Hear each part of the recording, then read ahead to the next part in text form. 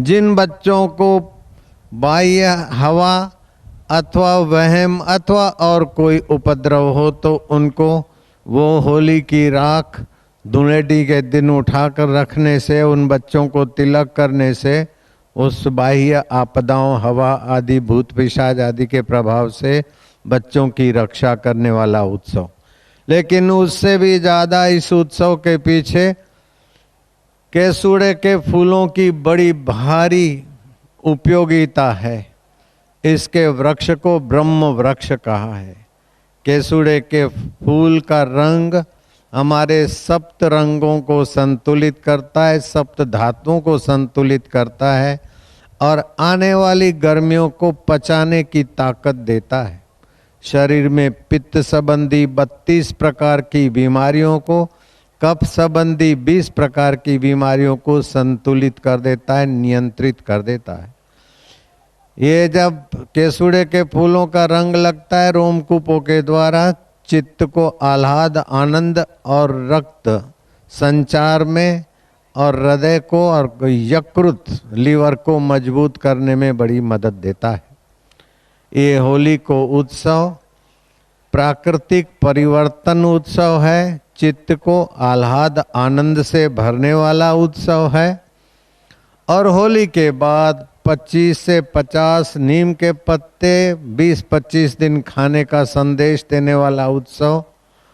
हम खट्टा, खारा, मीठा, तीखा तो खाते हैं, लेकिन कड़वे रस की जो शरीर को आवश्यकता है वो होली को उत्सव बताता है कि फूलों के, नीम के कोमल पत्ते और फूलों का रस अथवा तो पत्तों और फूलों का चबाकर खाना ये हितकारी है।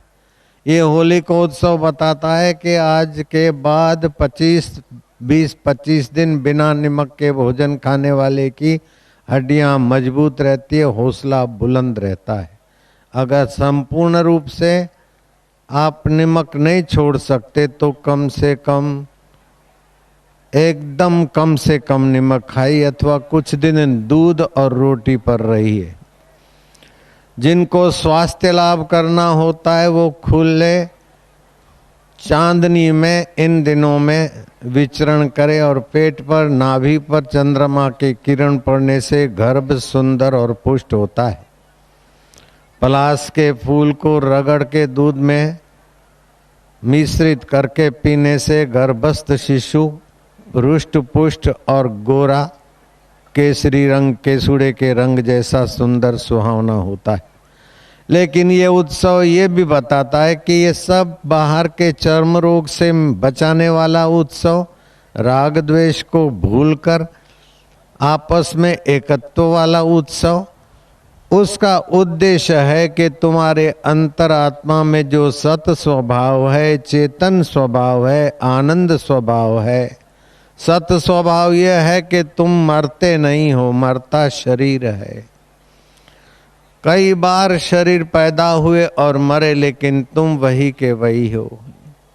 चित्त स्वभाव यह कि तुम्हारी बुद्धि में जो चैतन्य ज्ञान देता है वो सर्वव्यापक, सर्वसमर्थ है, सूक्ष्म से अति सूक्ष्म है।